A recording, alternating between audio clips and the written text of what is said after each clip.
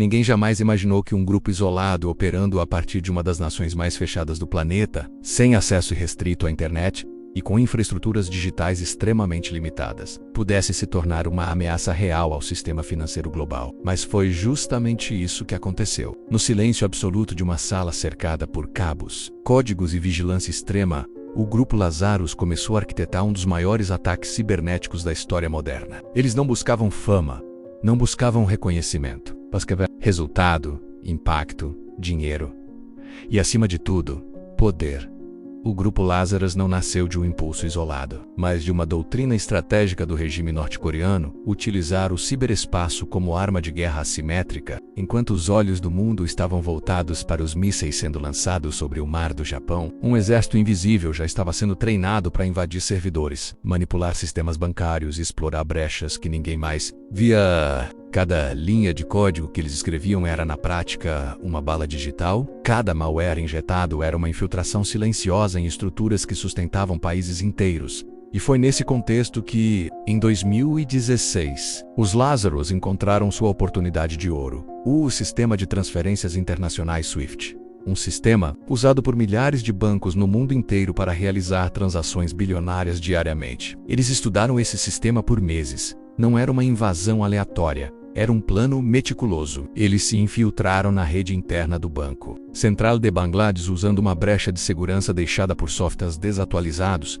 e práticas negligentes de proteção. Uma vez dentro, moveram-se como fantasmas, explorando cada terminal, cada credencial, cada conexão até encontrarem o que procuravam: as chaves de autenticação para realizar transferências internacionais. Com essas chaves, forjaram instruções para transferir 951 milhões de dólares para contas falsas espalhadas por Filipinas, Sri Lanka e outros países. Quase 1 bilhão. Estava tudo pronto. As ordens foram enviadas com a aparência exata de uma operação legítima. Nenhum alarme foi disparado.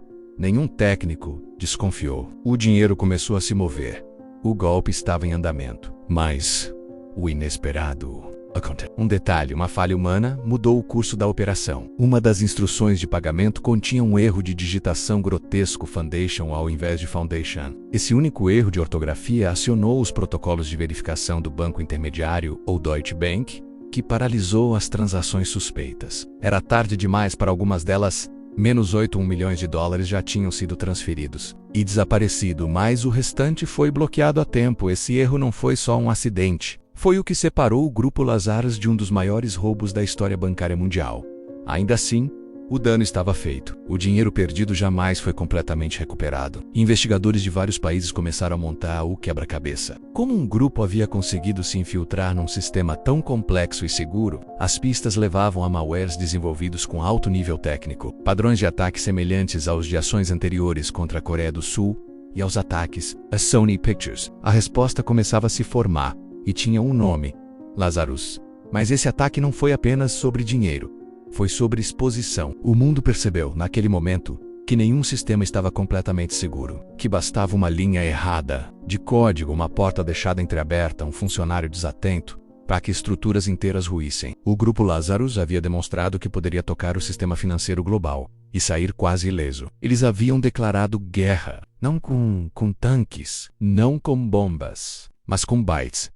O Banco Central de Bangladesh tornou-se apenas o primeiro capítulo de uma série de ataques que colocariam o Lazarus no centro das atenções internacionais. E enquanto especialistas em segurança digital corriam para blindar sistemas, o grupo já se movimentava para o próximo alvo. Eles sabiam que a atenção do mundo seria temporária, que a memória pública era curta e que o desejo de lucro sempre superava o medo. Era a tempestade perfeita para o próximo movimento na superfície.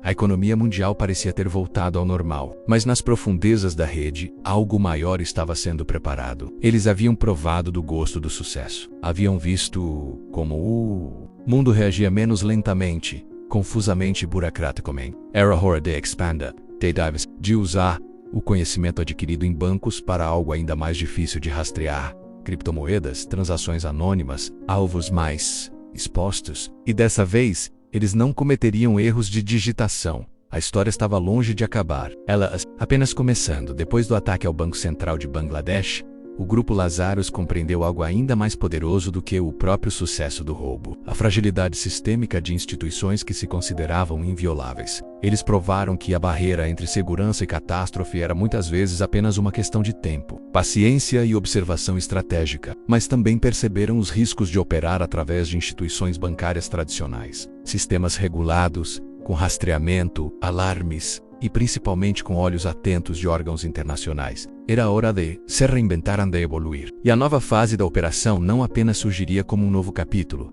ela os lançaria no coração da próxima. Era a financeira do mundo menos as criptomoedas. Enquanto os especialistas ainda dissecavam o ataque Swift e tentavam encontrar cada traço digital deixado pelos Lazarus, o grupo já havia se voltado a um novo ambiente. As exchanges de criptomoedas, essas plataformas que se multiplicavam globalmente com regulamentações frágeis e engenharia de segurança desigual, tornaram-se o novo paraíso para os hackers. Com dezenas de milhões de dólares circulando diariamente, essas exchanges combinavam duas coisas perfeitas para os objetivos do Lazarus: grandes quantias e baixa supervisão. A descentralização do ecossistema cripto, considerada seu maior trunfo, era também sua maior vulnerabilidade.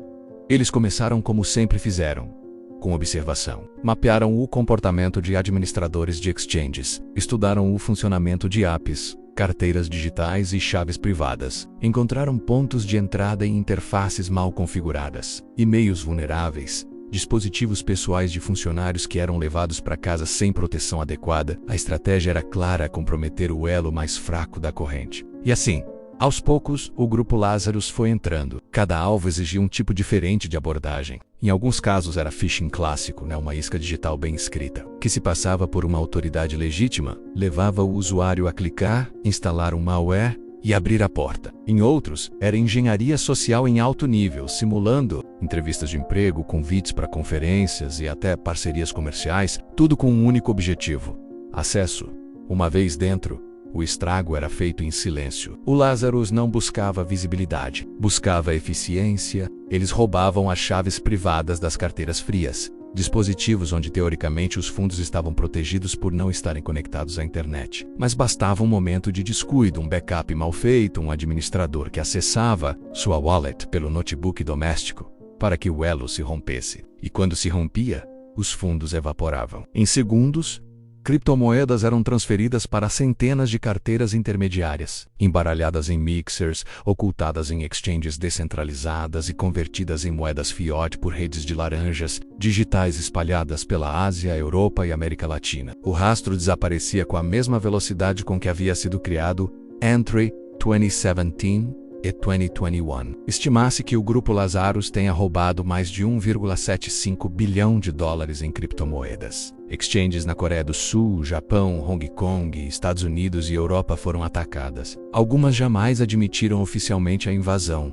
com medo de perder reputação e colapsar o mercado. Outras fecharam suas portas após prejuízos catastróficos. Nenhuma conseguiu impedir. Os ataques eram rápidos, cirúrgicos e na maioria das vezes descobertos tarde demais. Quando os fundos eram rastreados, já estavam transformados em outras moedas, transferidos para carteiras inativas ou usados para financiar atividades do regime norte-coreano.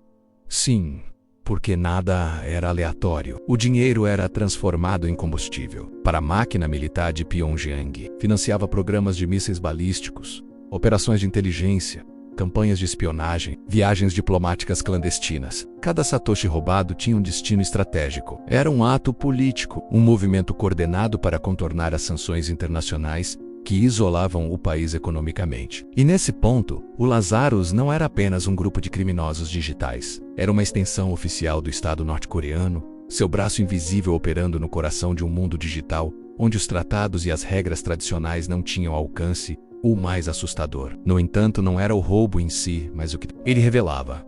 Nenhum sistema é completamente confiável quando se trata da natureza humana. As falhas exploradas pelos Lazarus não eram apenas técnicas. Eram falhas humanas. Um clique em um link errado. Um software não atualizado. Um sistema sem autenticação em 2 etapas. Um backup mal feito. Em todos os casos, o ponto de entrada era a confiança menos confiança de que os sistemas funcionariam como planejado, de que os dados estavam seguros, de que o mundo digital era a prova de invasores.